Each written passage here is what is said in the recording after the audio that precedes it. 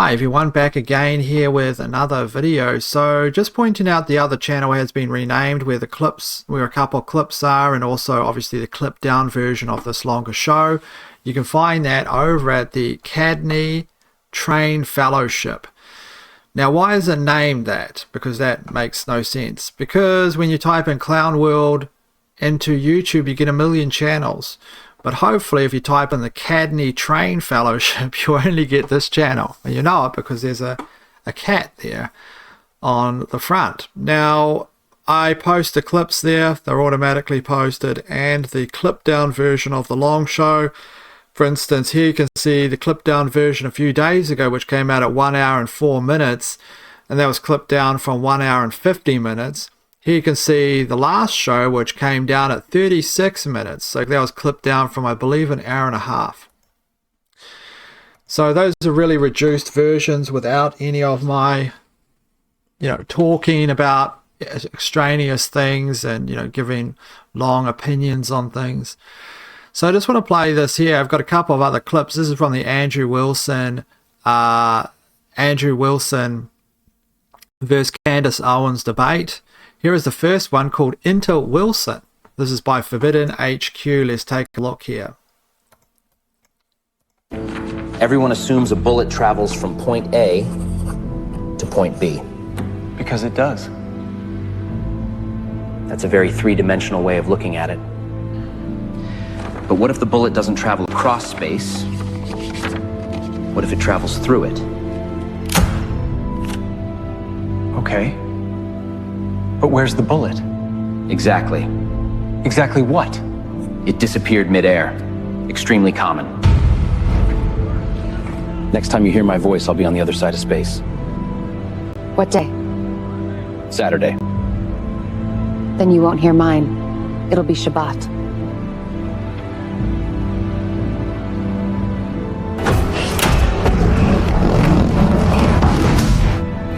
Mission log.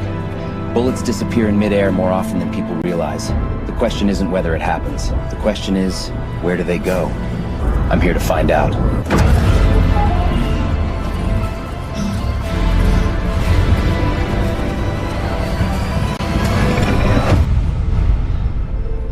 No. Don't go. Don't go!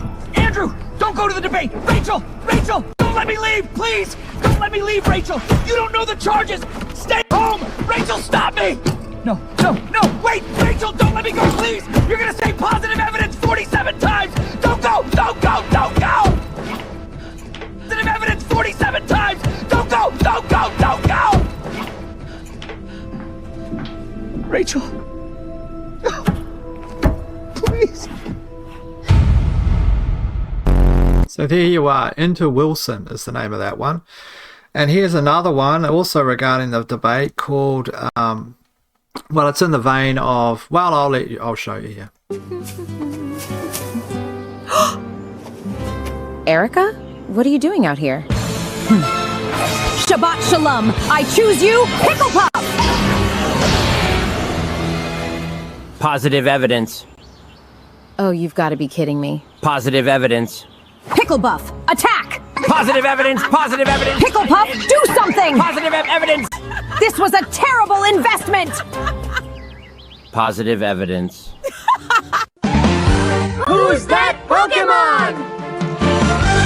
It's Shapiro! Okay, so a lot of talent there actually on screen. I would point out this though. Whatever your opinion is on that debate, Andrew Wilson versus Candace Owens, the reality is that Andrew Wilson paid $300,000 for a 3-hour debate with Candace Owens because Candace Owens says, "You want to debate me?" Because she didn't want to debate, I don't think. Then pay me $300,000. So Andrew Wilson seems to have believed that he would benefit enough to pay $300,000 to Candace Owens to debate her, thinking of viral clips, etc. But what actually happened, and you can see by this, and the overall tenor of it is like, I would say 80% against Andrew Wilson, 80% believed that Candace Owens had won, that he paid, in essence, $300,000. There's another person involved who put up $150K, Andrew Wilson said that this money was going to go make him bankrupt, so he started a GoFundMe. So he paid this money and went bankrupt, according to his testimony, because he started a GoFundMe, and he hasn't raised the money. He's raised about half of it, to be fair. I think it was like $80,000, so there's a lot left that he would have to raise in order to recoup his payment. He paid that to be humiliated. So not only did Candace Owens get $300,000, but not only did he lose the debate, but he paid to be humiliated in the debate. But he paid to be humiliated in the debate. He's also, as I said the other day, is quoting AI and saying that AI says he won the debate. I mean, that's kind of quite silly, actually. So here you have Hayden, and this is Hayden Paraneta. Is that how you pronounce her name? I don't know. I can only read, like, children's books names or something, like, I'm still stuck in Ladybird books, level reading. So that is her anyway. And when I watched this video, which she has a swollen appearance apparently, but she definitely has slurred speech, I thought, yeah, well, there's definitely some other stuff involved here. Now, this is unusual. This isn't unusual for somebody in Hollywood. Obviously, drugs seems to come with the roles, especially when people are raised in this environment, right? And she's been acting since a kid. But here is an example of her speech. Literally came out. Not just her face, like, resembling mine, but she is my personality. She just is. I saw her in her school play once. It was more of like a Christmas special thing, and she was more concerned about directing the kid next to her in his steps than she was about what she was doing. Like, leaving this poor kid alone. Like, just do your stuff. And she's... So, when you work with addicts, you see a lot of different effects of drugs, which I worked a little bit, as I said, with the homeless and stuff. And I would say that it's definitely a mix of stuff, right? It's like, somebody that's drinking wine with Xanax or Valium or something like that, it's like a mix of an alcohol and some kind of other drug. It could be just alcohol. Alcohol can get those results, but you have to be fairly tanked in order for your speech to start slurring. Usually it's, something in addition to that creates that, in my opinion. But, I worked with the homeless, not an expert on drugs, but so my takeaway from that, whatever it is she's on some types of mix of different drugs. And, it's at this level where she is just completely slurring and stuff. It reminds me of Anna Nicole Smith, if you watched some of her slurry interviews, or these types of individuals. And, that is it, really. I mean, it's... so that could cause, if you mix some of the wrong stuff together, you die. Look at Judy Garland, although she was taking, some heavy medication to go to sleep. Barbiturates or something like that. And that, of course, can stop you breathing if you have a little bit too much. The narrative is that she took 2 pills instead of 1, kind of thing, and she didn't wake up.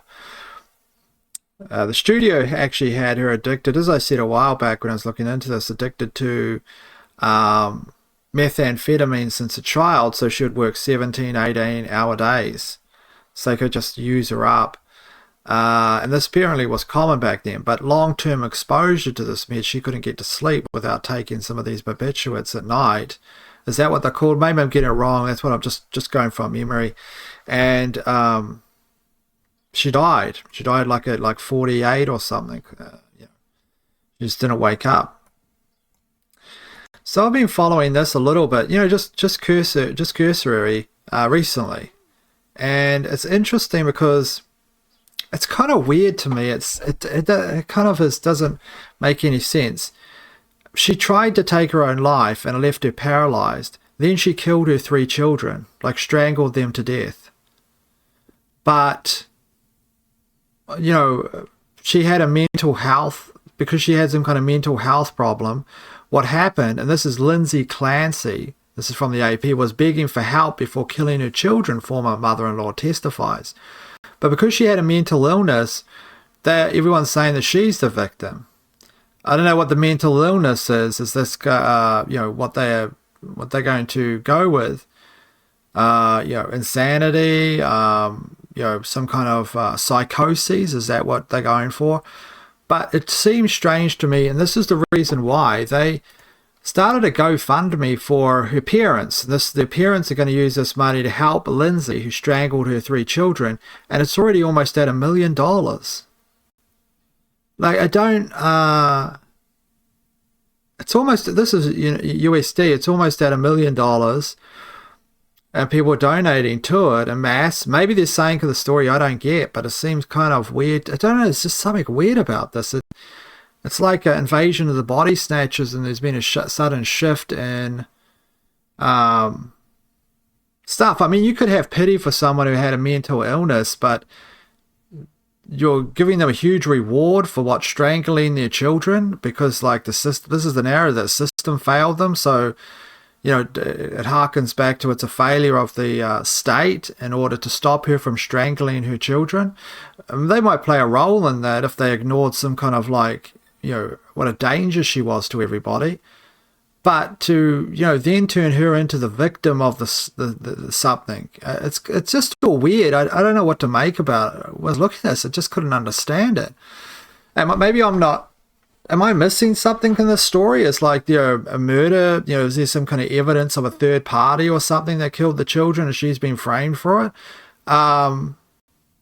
She killed her children, she strangled them to death. So maybe, I don't know, I'm still looking into it, but Lindsay Clancy was accused of killing her 3 young children in their home. She's now on trial. The Musgrove Family Fund is for the 2 people who remained at her side through every step of what followed. Her parents, Mike and Paula Musgrove. For more than 3 years, Mike and Paula have shown up for Lindsay for 3 years. I mean, there's parents that show up for their child for decades. 3 years, is that such a long period of time? They have attended her court proceedings and relocated from their Connecticut home to be close to their daughter. Paula is retired. Mike is a photographer. They've spent years absorbing travel, etc. Comes down to here where it says, so it comes down to basically that they will use this money in order to help Lindsay. I don't have the direct quote there, that's what I read. So further down maybe.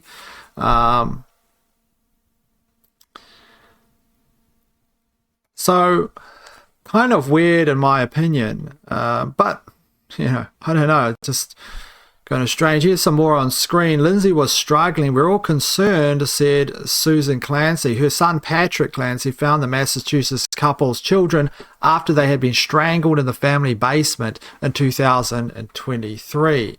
Lindsay Clancy also attempted to take her own life that night, but was left paralyzed. Sorry, I got that wrong earlier.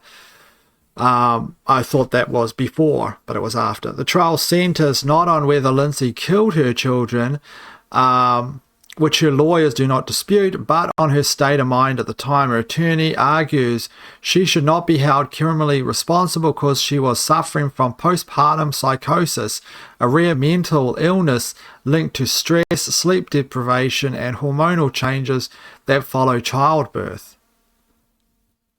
So she was in some type of psychosis, is what they're saying. I mean, that's what the defense is going to say, right? They're going to develop an architecture that says that she wasn't responsible for it. But I don't know, was she? It seems weird to me. I don't know. I read it and, obviously everyone is warranted a proper defense. Maybe it's the case. Maybe she had psychosis. I don't know. Insanity or whatever the case is. But, now there's $1 million. It just seems so weird to me. It's like invasion of the body snatchers. It's like people are thinking about things in a completely different way than they normally would think of something. Now they blame it on the fact that her lawyers are saying she has some kind of postpartum psychosis is what drove her to it.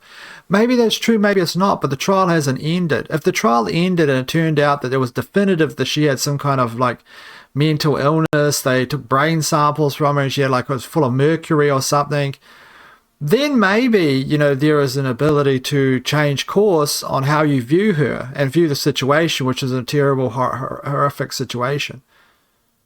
But this is just the defense of a lawyer, her legal team. $1 million? $1 million? I'm sure there'll be a Netflix on that. Anyway, Matt Walsh chimed in. He said it's unspeakably evil. The whole thing has been eye-opening in the worst ways.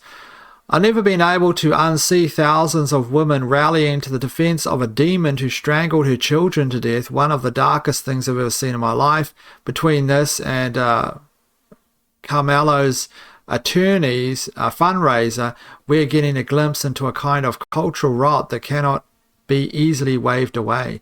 Yeah, Matt Walsh just gravitates to anything that is viral. He doesn't care. Well, he probably does care in some aspects, but if he cares about who lives or dies, if he cares about children dying, he never says anything about Hamas, right?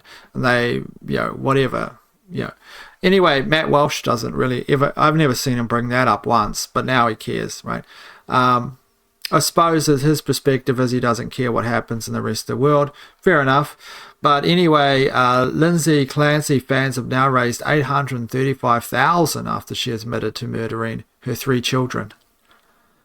Because you could use this defense for anything. You can say, postpartum depression, because how does anybody measure that? How does anybody figure out if that's real? Well, I'm sure she's got a psychiatrist show up. Maybe they viewed her beforehand, okay? Maybe she was diagnosed with that. But you can be diagnosed with anything if you're depressed, right? They just want to throw pills at you.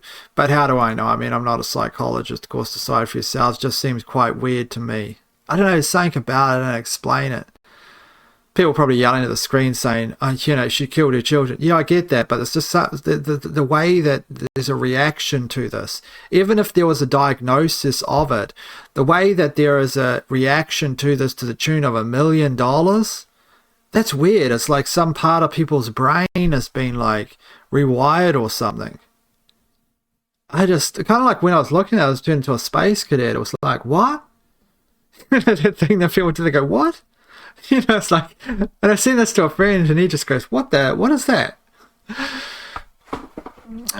Anyway, very terrible thing, obviously, to kill your children. I mean, is there a worse thing in this world? I don't think there's a worse crime. Maybe if you killed your children, harvest their organs and sold them on the black market, they'd add a couple of tears to it, and people have done that. They've walked their children into the back of vans that went away and then, So there it declares 1 million.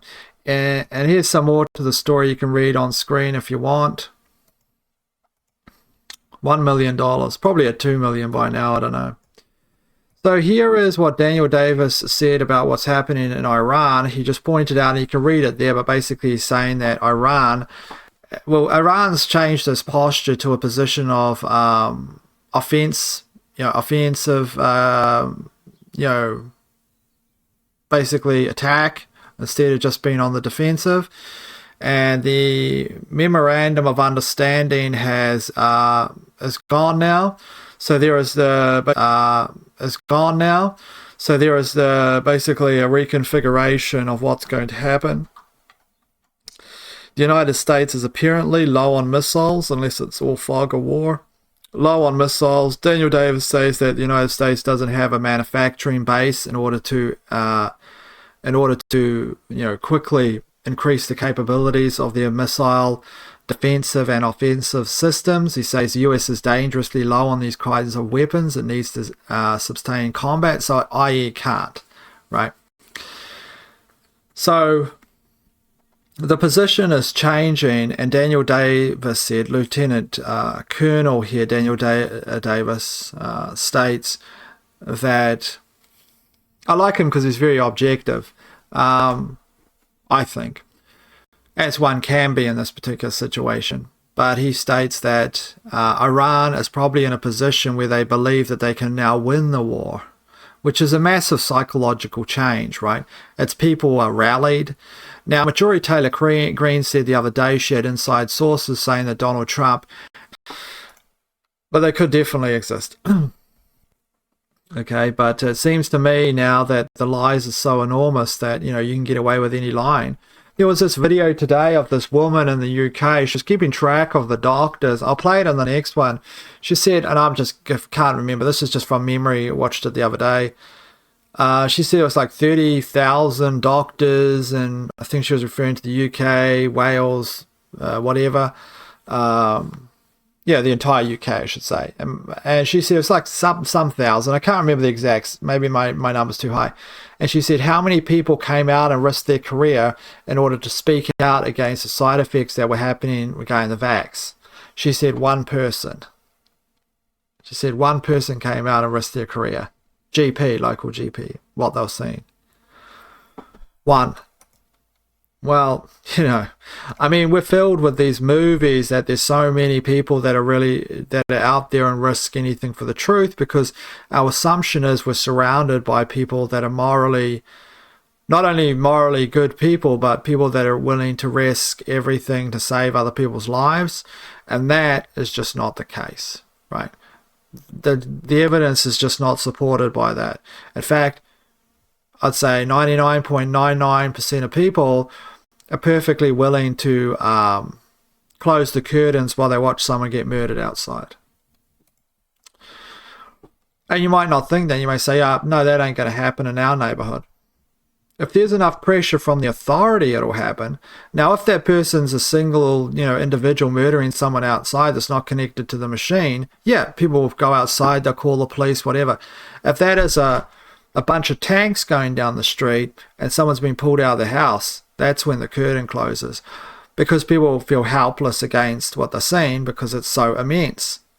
Okay, it's the idea of the immensity that stops people from action. And what you want to do in the society is always create this feeling that you're up against a concrete machine, which in some aspects you are, but in reality it's just a bureaucracy that's full of corrupt holes. But anyway, here is the outcome of largely numerous different things, including the Iran war, and that was specifically the Strait of Hormuz has been closed because the United States is using up its strategic petroleum reserves, as is most countries. Now, China, I've read, has years worth of this, where the United States is basically coming to an end. They're coming to the point at which sucking on that straw continuously now is getting to the damaging point within the infrastructure of, the salt mines, the piping, or whatever the case is. When it gets to a certain level, it starts damaging that particular infrastructure. And that's, the United States is getting close to that. You can see this red line here. This includes absorbing 300 million barrels from the global SPR release, the Strategic Petroleum Reserve. So burning up this reserve in order to keep the price of oil low, and it is somewhat low in parts in the United States if you check it out, to keep it that low, and to keep it, to be fair, the price low worldwide. So that is, at least something regarding the situation, right? Not low. I'm not talking low to, prices pre-COVID or a decade ago. I'm talking about low in the last few months. Okay. So to keep it somewhere there, the United States has emptied its strategic petroleum reserves, which if there was World War III with Russia or China, this would be a major problem, obviously. Right. They could reconfigure.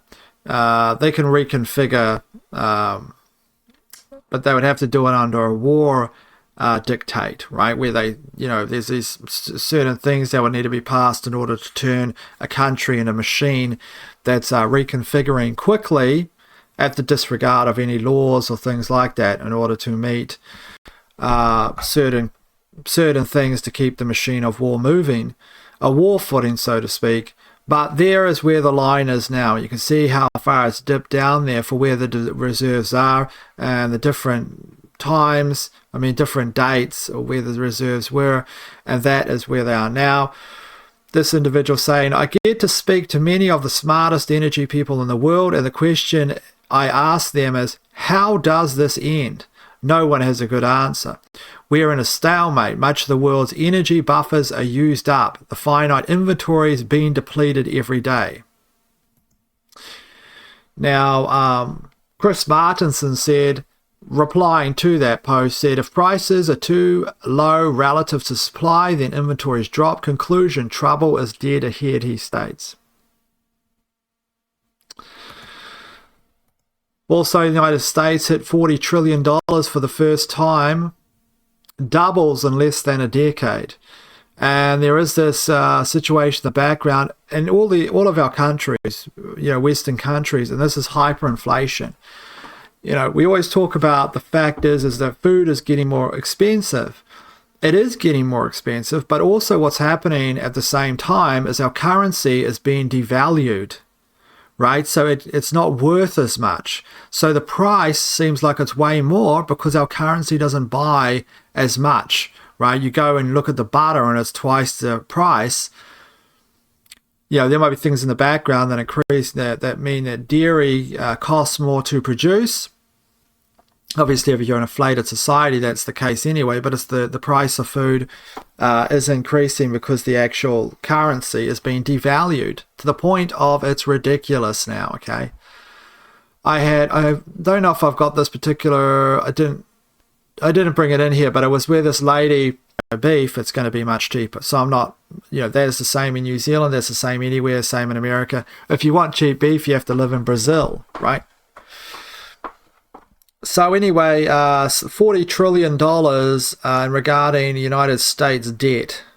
Crazy, right? Because I still remember where it was like 26 trill or 16. People are freaking out. But it's worked out now that the interest on the debt, just the interest on the debt, which, by the way, this is all just a scam, right? This is the Federal Reserve, which is made up by private banks who basically are vampires that don't produce anything. It's like such a fundamental scam. It's hard to believe that the whole entire engine runs on this. Right? The United States doesn't need to ask the Federal Reserve for money. Where are they getting it from? It's not like they're involved in everything. No, they just print bonds. Sorry, the United States says we need a bunch of money. The United States prints bonds and then hands them to the Federal Reserve, and they do this big circle funding mechanism out of nothing. And then the United States owns huge amounts of debt, and the Federal Reserve gets all this money with no risk. There's no risk because they're not getting it from anywhere. They're making it up. That's why there is all this slow inflation, is because banks can lend out more than they actually have on account. If you go in there and put $1,000 in a bank, I'm just giving you a superficial view, this is all banks are like this, put $1,000 in there, they're allowed to lend out like $1,600. So they're making $600 out of nothing. There's nothing. I'm not saying that's the exact ratio because it changes, but it's I'm telling you, it's the banking cartels, which are just the whatever. But here you have 40 trillion. So the interest on the debt of this is bigger than all Medicare in the United States and the defense budget combined. The debt. The interest. They have unlimited money. They could have a space station in the center of the earth, the amount of money that they're actually making, and maybe they do. Maybe they just bought Antarctica. Maybe that's theirs. Right? Sign some piece of paper and they say that's ours, and all the governments say, yeah, we'll sell it to you. Right? We'll sell it to you, just, The bond market just broke. Japan dumps $26 billion in treasuries, while America is buying back its own bonds. Now, this is another problem. The bonds are seen as worthless over 30 years now. Because look at it. You're guaranteed popping very soon. So there's a number of things happening in Japan, but the main point to understand about this is the fact that Japan is crashing. It's now selling US bonds selling these treasuries while the United States is trying to buy them back because they don't want a massive collapse. But that's basically what's happening in the background now in Japan. The whole entire stock market and everything was red. And before that, slightly before that, was Korea. There's something really bad happening, right? And the final pin in the balloon is the Strait of Hormuz, right? It's the cost of everything has increased. Now, there was something interesting happening. Saudi Arabia and co. had signed this deal of protection, like if any of their countries are attacked, they'll unite together. Now, who was saying this the other day? I can't remember. I think it was Larry Johnson, no, it wasn't him. It was somebody that said that Saudi Arabia doesn't have any capital at all. I'm trying to think of the person that was talking. Actually, you know what? It was that professor from predictive history was saying that Saudi Arabia doesn't have any human capital to do anything. It relies on imported human labor that continuously in order to do anything at all. So it has obviously huge petroleum reserves, but part of that was this kind of like connection to the United States. It was always, hey, I've got this bigger brother. The bigger brother didn't show up. Okay. They actually took all the missile systems in order to protect Israel. I think that was a big wake-up call. Look how much damage Trump has done even to international relations from an American perspective in the Middle East and, securing these energy reserves, right? Whatever you think about it, look at the damage. If you're a war hawk, you would be thinking the damage he has done is, like crazy. Not that there's genuine war hawks. There's people like Lindsay Graham who are war hawks, but they're just really greedy individuals or blackmailed, right? Do they really believe it? I don't think. They just think that they're greedy individuals and they are blackmailed 6 ways from Sunday, right? So anyway, to cut a long story short, because we're getting up to 38 minutes here, there's a real problem for Saudi Arabia. Said just the other day that they are going to bypass the strait. And this is when... or was it Oman that said this? One of them said it anyway, and then Donald Trump came out and said he was going to bomb them, or if you get in our way. Look, he doesn't want anyone bypassing the strait that he's blocked off. The only party he wants bypassing it is Israel. That's most likely the engineering and Machiavellian end of this, is to close it down long enough so Israel's, what do you call it? When you put together something, what is it, a package or whatever, an investment package, when they put forward all the numbers look legit. Because like a few years ago, they would have seemed like you're dreaming. That's crazy. Look at the oil coming through. Everything's good. Now it's not like that. So no other country is allowed to bypass the strait, right? From Donald Trump's basically perspective and threats. Okay. The only person that's allowed to do that is Israel. By the way, here was an interesting one. Bill Gates' daughter took secret classes on controlling humanity, apparently. This is August 15th. 13th, their globalist billionaire Bill Gates' 23-year-old daughter, Phoebe, attended a selective off-the-books Stanford University course that taught a hand-picked group of ultra-privileged elite students how to manipulate and control society, apparently. But in the other screen capture, but this was at 7:32 p.m. ET. So that was the time, and they were kind of neck and neck with the votes there. It was like 8,600 to 8,191 with Dan Bilzerian. Now then the results read that suddenly Randy Fine now has 19,000. Now Dan Bilzerian says they clearly cheated. They literally took away my votes. And that's why I say, it's how you count the votes that matter. Right? It's how the votes are counted which matter. I don't know if that's the case. I don't know what's going on. I haven't looked into it in more depth. But that's his opinion of what's happening. 9.2 million views. 9.2 million. Right? Now, there is some good news on this for people that support Dan Bilzerian, and that is it shows that if you did like have an actual campaign, because his campaign was basically him on podcasts, but if he actually had a campaign, he probably would have smoked Randy Fine if the votes matter. If the votes matter and voting matters. So there are some, well, those are the same things you can see there. Again, you might not like him. You might like him, whatever the case is. So there was a thing where Quinn 3.8, 27 billion parameters literally broke the size intelligence curve, because people say the larger model was the more intelligent. But it turns out this particular model was super intelligent.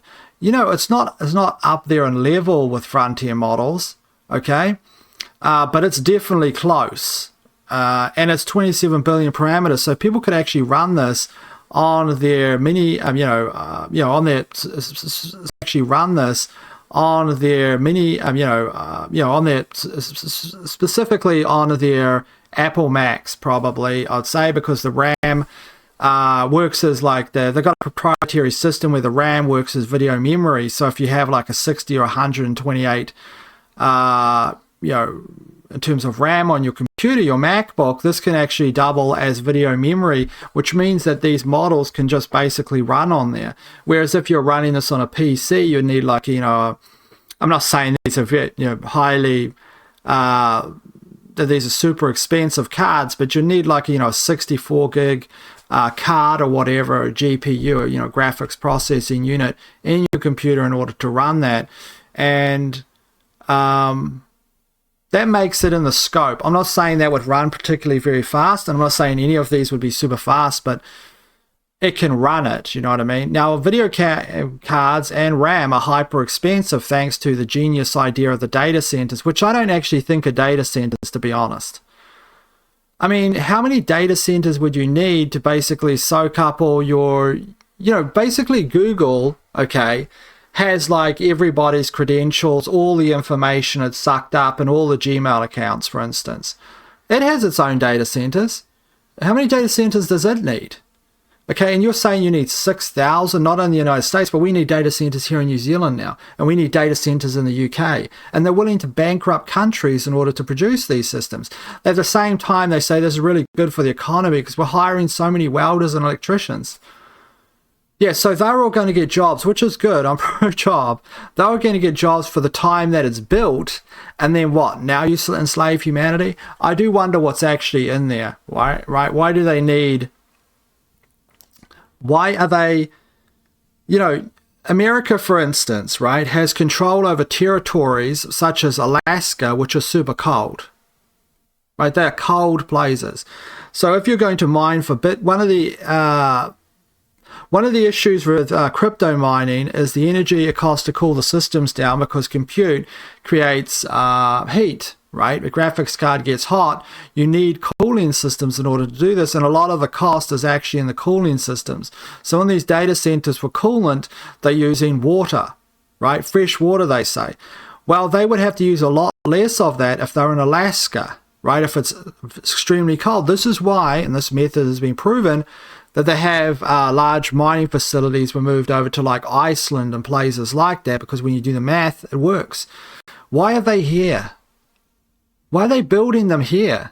I mean, in New Zealand, we have cold places. I'm not sure exactly where the data centers they're proposing to be built here.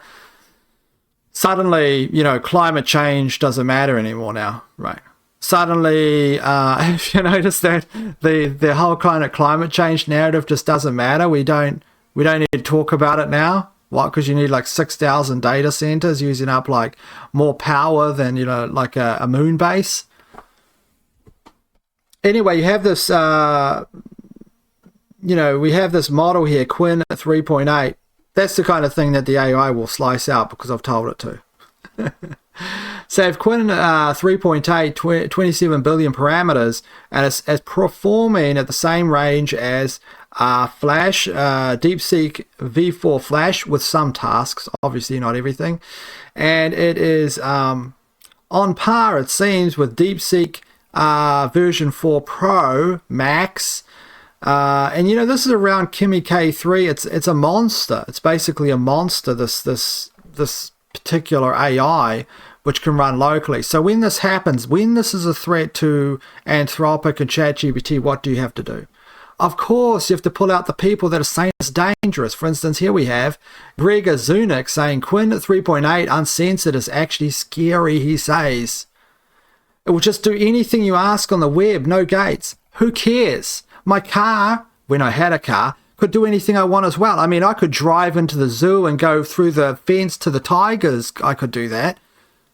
But it's the driver who's responsible for that. See, now they've taken the tool and they say the tool is so dangerous at doing what? Well, he says, it is crazy, man. He said that it went out and got a torrent and downloaded it. He can't believe it. Quick, call the police. Get Anthropic to start lobbying the government again for all these types of little wars. It won't matter anyway. The model is out there now. It's been pulled down. Okay, everywhere. You can't stop it. This is why I sympathize with the Joker from Batman, okay? Because as that saying went, what was it? A slave asks if it's legal. A free man asks if it's right. Should we have the capability in order to ask it any question we want? Yes. Absolutely. But he's afraid of it.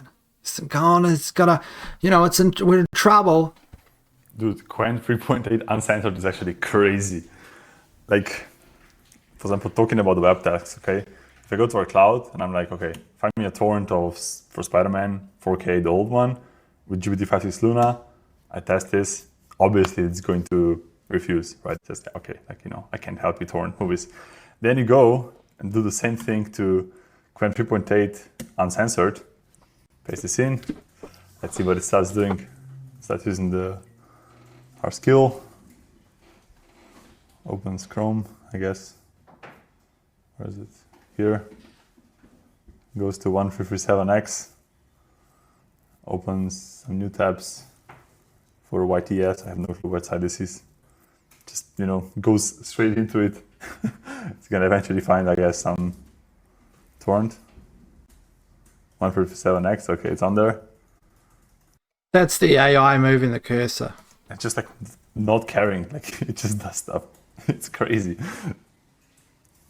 It's the crazy part is you have Anthropic and OpenAI caring so much about safety, and then the other side you have Quen 3.8, which is kind of similarly capable, and they just don't care.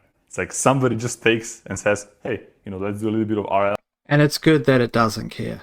Why should we care? Why does everybody follow the rules? I mean, I follow basically all the rules myself, but, as most people do. But what I'm saying is, philosophically, why should anybody follow any rules at all? Do you see anybody else following the rules? That's a serious question. Do you see anybody else following the rules?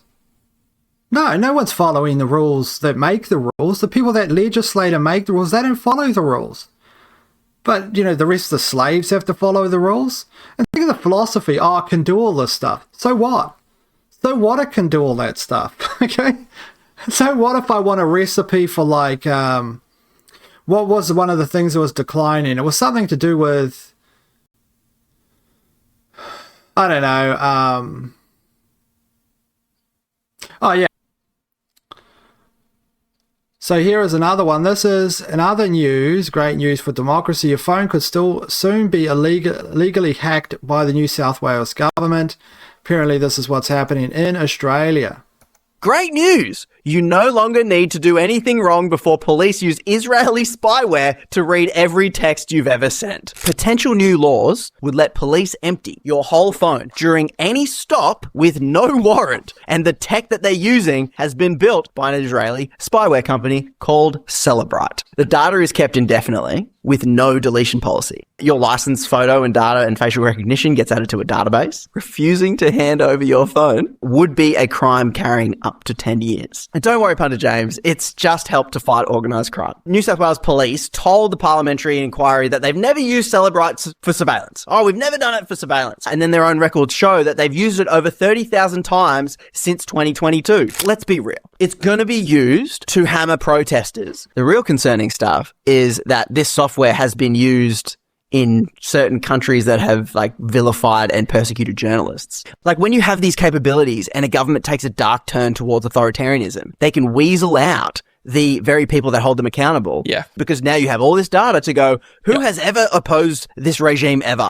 Yeah, you can like go through and start pruning out people. We've seen it before, lists and things like that.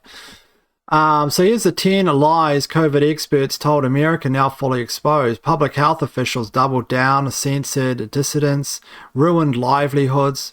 They said natural immunity is weaker than the vaccine. Lancet reviewed of 65 studies, natural immunity was superior. They fired people who already had strong antibodies.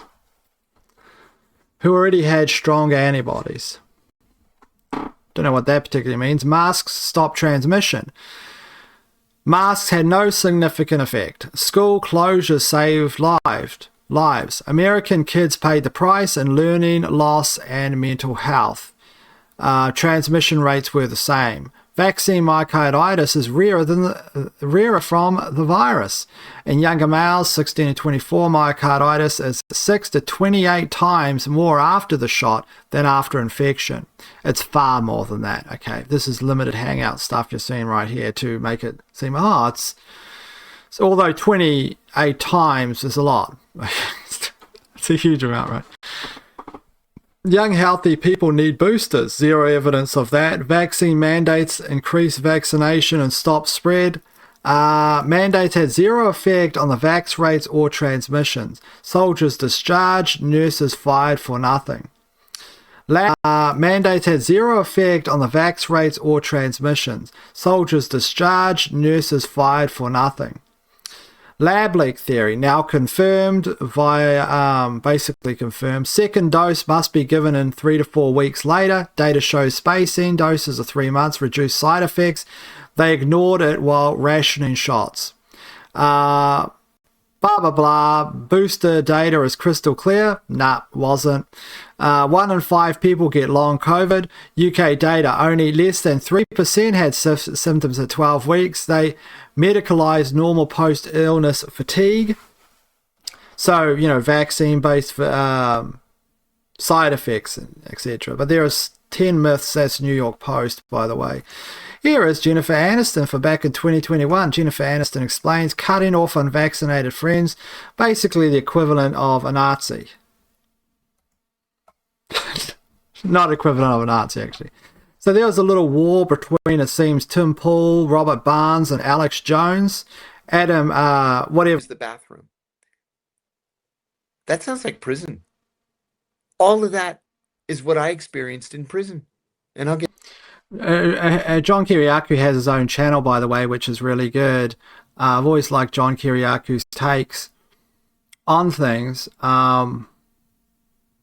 Because obviously he has an extensive background. He understands foreign policy and all these kinds of things, the intricacies of it.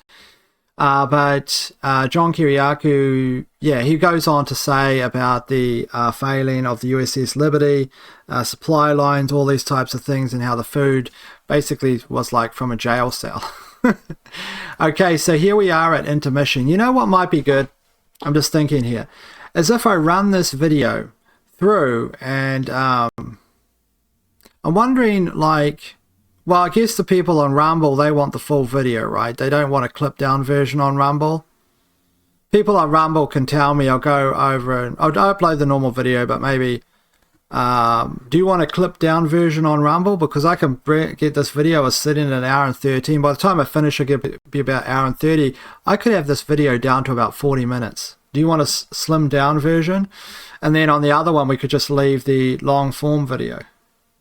Anyway, let me know what you think on Rumble. Obviously on the other channel, which is the Cadney Train Fellowship, I will just do normal. I have the stripped down version on there, so you can check that out.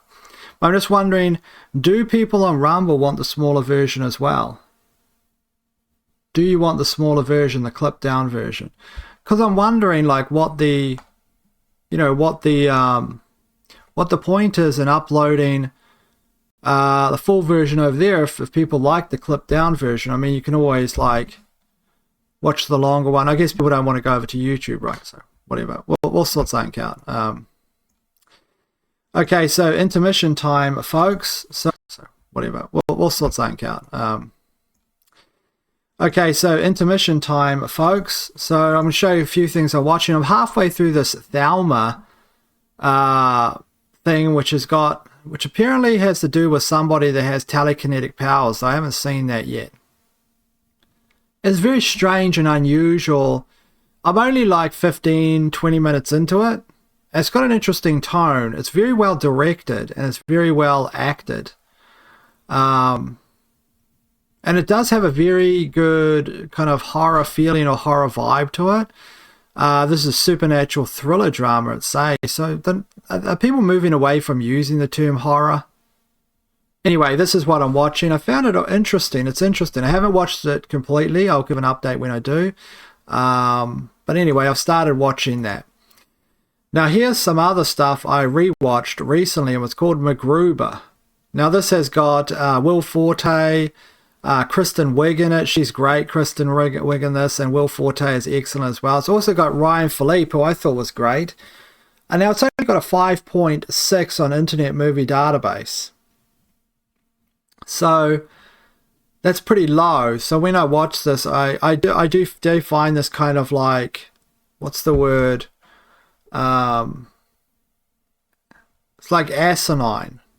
I was trying to think of the word to describe this. I actually had to look up asinine to make sure I wasn't using the wrong word. But it is basically silly.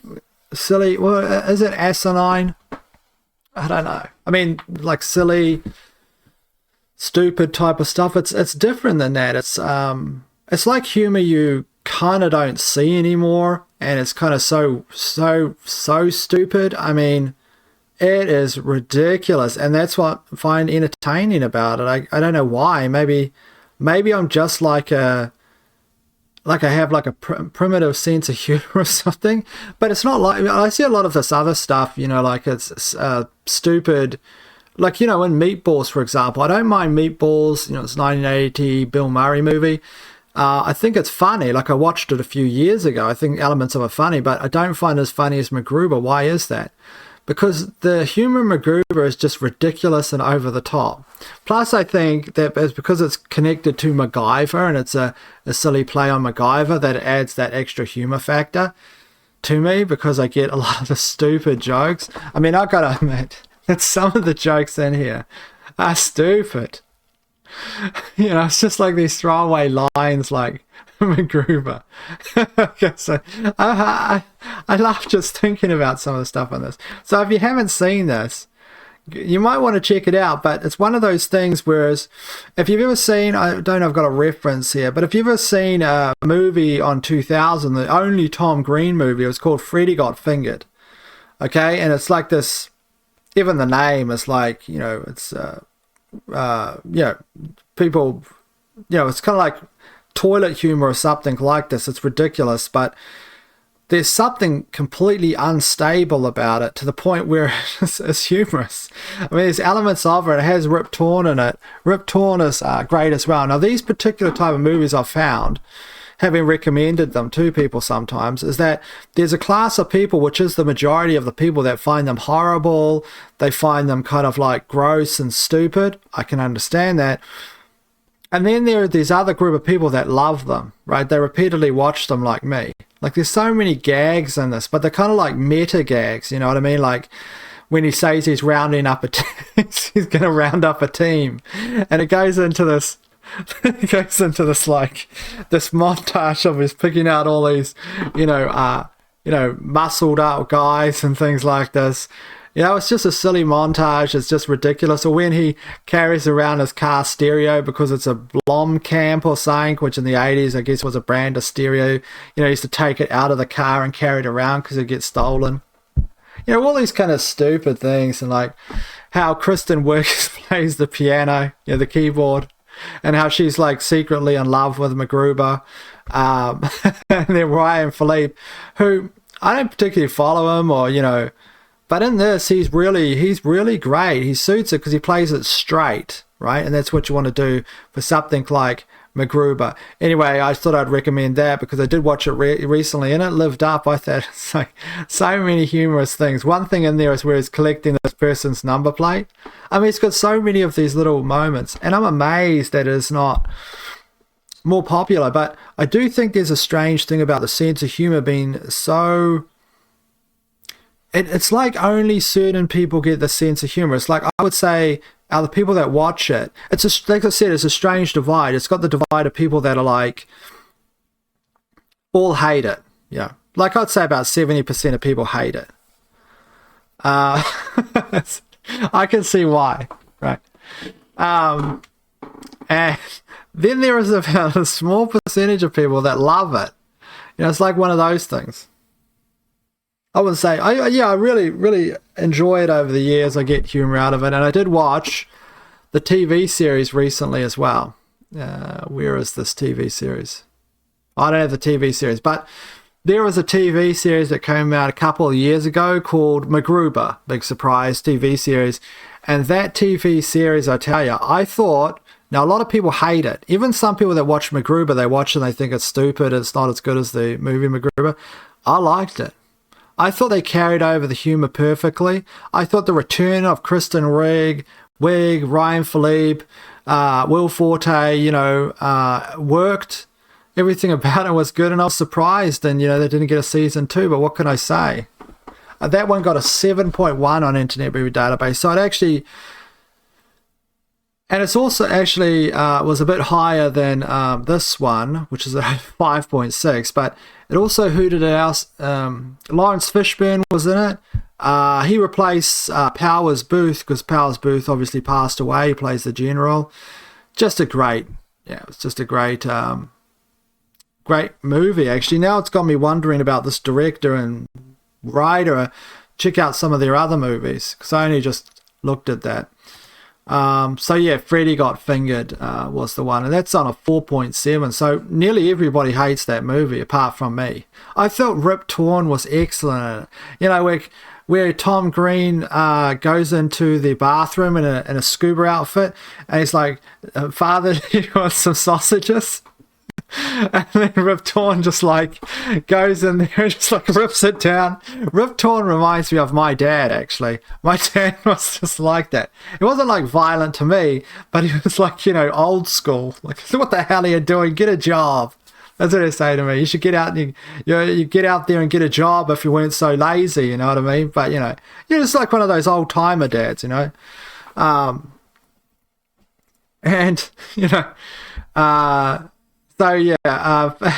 Really got fingered. I did think it's been I haven't watched this recently, like I watched it a few years ago, but it is something that I'll probably watch again, like I did find it funny. It is grotesque, like it's stupid, grotesque, like no holds barred, like just, it's like reminds me of some kind of I don't know, like, it's like these two movies, they are in a certain type of world, right? Not that Thelma, this one here, the MacGruber and the Freddy Got Fingered kind of thing. Obviously the name is grotesque, it has this kind of like, everything's offensive about it, you know what I mean? They even have this lady in a wheelchair, and she has no feelings in his leg. It's like, and she makes this rocket wheelchair so she can go fast. And like he spends all his money on like jewels to give to her. It's just like this like handful of jewels or something that gets out of his pouch. It's just ridiculous. And you're like, I can't explain. It's like hard to explain, right? It's hard to explain. Anyway, and other stuff, there was a Mandela effect with Chick-fil-A, and people were saying now that the Mandela effect was the fact that it is Chick, C-H-I, it used to be C-H-I-C filet. Now, reason why I'm talking about this is that I remember that it was the complete reverse of this. And there was these posts where people were saying the other day that the Mandela effect reversed, because now it says that it was always C-H-I-C-K filet. Now that's what it is now. But The Mandela effect is that it was CHIC filet. That's how people remembered it, and they said there was an added. They said how they remember it. Sorry, it was CHICK. Filet was how people remembered it, but now it was spelled CHIC. If you know what I mean. That was the Mandela effect.